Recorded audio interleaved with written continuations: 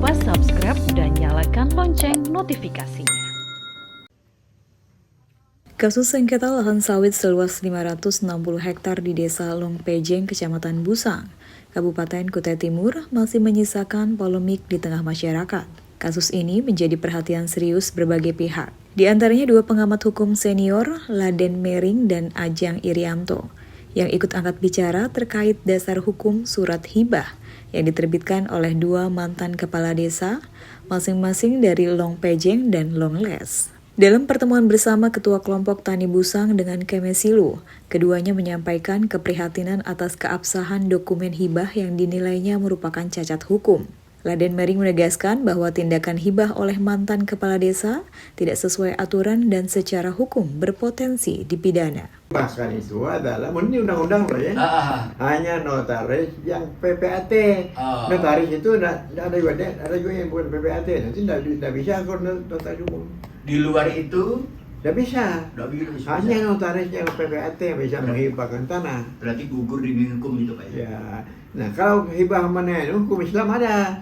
Mengenai apa namanya hibah apa itu ya? Iya. Ada. Bisa dihibah. Tapi khusus mengenai tanah wakaf. Ya itu ya. Tapi secara umum perbuatan menghibahkan tanah pokok tani itu salah menurut hukum. Malah orang itu bisa dikena pidana loh, menjual tanah orang tanpa setuju. Itu tanah pokok tani kok dijual tanpa persetujuan orang-orang itu. Sementara itu, menurut Ajang Irianto, surat hibah tersebut seharusnya dinyatakan batal karena tidak memenuhi unsur hibah yang sah.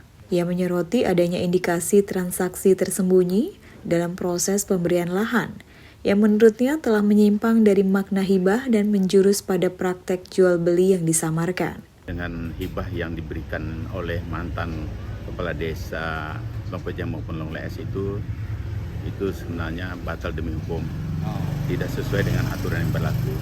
Sedangkan yang disebut dengan hibah adalah pemberian cuma-cuma kepada seseorang, dan pemberian itu pun harus diketahui oleh orang banyak.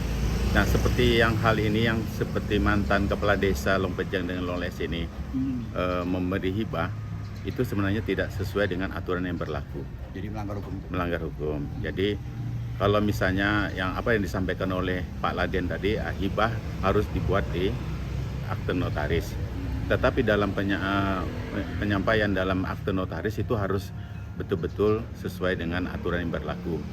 Nah, itu. Jadi kalau lahan ini tidak ada istilah hibah lahan kepada pihak perusahaan, karena pemberian hibah itu bukan kepada yang bersangkutan. Hibah boleh diberikan, tetapi kepada misalnya yang disampaikan oleh Pak Laden tadi, misalnya hibah kepada wakaf atau kepentingan umum yang diberikan oleh seseorang kepada pihak-pihak yang betul-betul membutuhkan. Kedua pengamat ini mendukung langkah pemerintah Kabupaten Kutai Timur yang telah menginvestigasi kasus ini melalui Inspektorat Daerah. Hasilnya, surat hibah dinyatakan dicabut dan tidak berlaku lagi secara hukum. Mereka juga berharap agar penegak hukum bertindak tegas untuk memastikan keadilan dan kepastian hukum bagi para pihak. Hasilnya, surat hibah dinyatakan dicabut dan tidak berlaku lagi secara hukum. Mereka juga berharap agar penegak hukum bertindak tegas untuk memastikan keadilan dan kepastian hukum bagi para pihak yang dirugikan dalam sengketa ini. Demikian, Excel Aldiansa mewartakan.